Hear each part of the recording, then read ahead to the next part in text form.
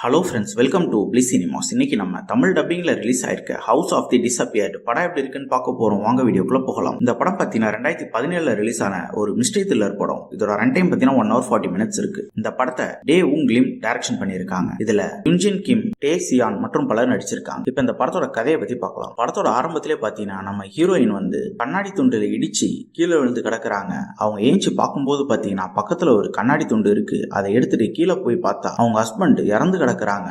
அவங்கள காப்பாத்த ட்ரை பண்ணும்போது பாத்தீங்கன்னா அவங்க பையன் வந்து ஒரு கதவு கிட்ட நின்னுக்கிட்டு இருக்கான். இங்க வாப்பா இங்க வாப்பான்னு கூப்பிடுறாங்க. ஆனா ஒரு கட்டத்துல அவன் மறைஞ்சு போயிடுறான். இது போலீஸ் கேஸ் ஆகி இவங்க தான் 2 பேரையும் கொன்னுட்டாங்க அப்படின்ட்டு அரெஸ்டும் பண்ணிடுறாங்க. இவங்களுக்கு 25 வருஷம் சிறை தண்டனையும் கொடுக்குறாங்க. அது முடிஞ்சு திருப்பி நம்ம ஹீரோயின் அவங்க வீட்டுக்கே வராங்க.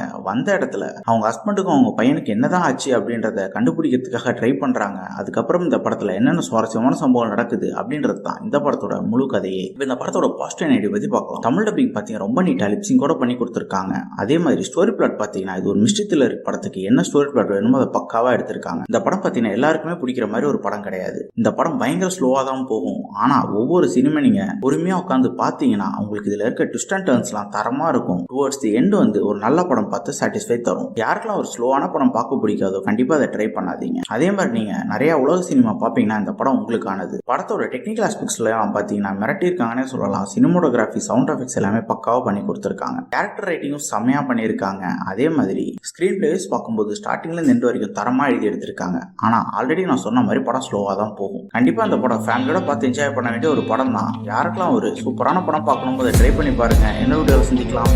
தேங்க்யூ.